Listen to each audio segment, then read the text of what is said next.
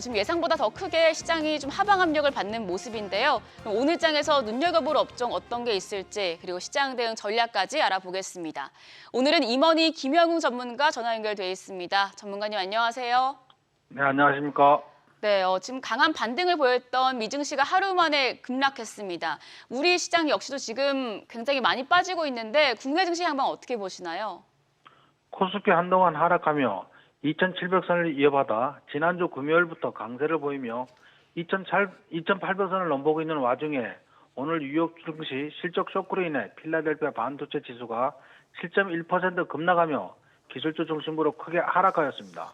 그동안 코스닥은 상대적으로 더 먼저 더 많이 하락했는데 다행히 최근 며칠 행보하다 어제 강하게 상승했습니다. 엔비디아 역시 이틀 전 AI 수익성에 대한 우려로 7% 급락했으나 어제는 금리 인하 기대감에 12.8% 급등하며 극적인 반등이 나오는가 싶더니 오늘은 6.6% 급락하며 찬물을 끼얹었습니다. 따라서 오늘 국내 증시 하락 출발하고 있는데요. 오늘 하루 지켜보며 방향성이 정해지면 대응하는 것이 좋겠습니다. 네, 지금 이런 와중에도 뭐 호재와 호실적을 바탕으로 상승하는 업종들도 있고 지금이 기회인 업종들도 있을 텐데 오늘 장에서는 어떤 종목 눈여겨보면 좋을까요? 오늘도 상승 가능성이 높은 종목 2개 준비했습니다. 첫 번째 종목은 유진테크입니다. 그동안 엔비디아 급락으로 인해 반도체 관련주 약세를 보였는데요.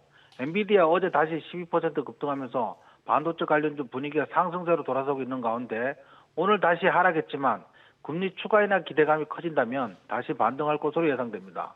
또한 삼성전자와 그동안 쓰라린 고대역폭 메모리 HBM 매출이 전분기 대비 50% 상승하는 등 정상 궤도에 들어서고 있고 엔비디아 납품이 가까워진 것으로 예상되어 반도체 관련주 조만간 강세로 전환될 것으로 기대됩니다.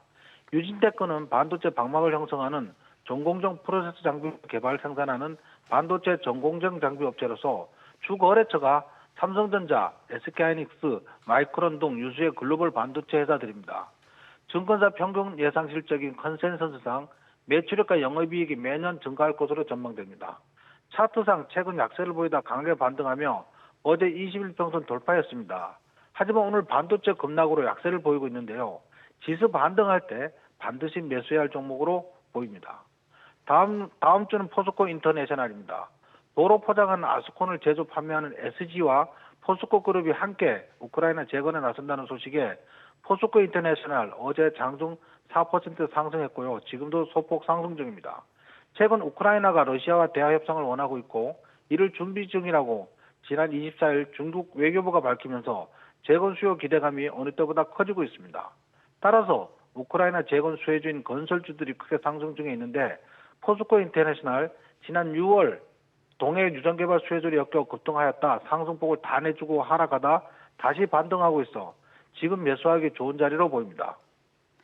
네, 이제 이번 주 마지막 거래일인데 시장 낙폭이 큰 상황입니다. 투자자분들을 위해서 대응 전략까지 함께 세워주시죠.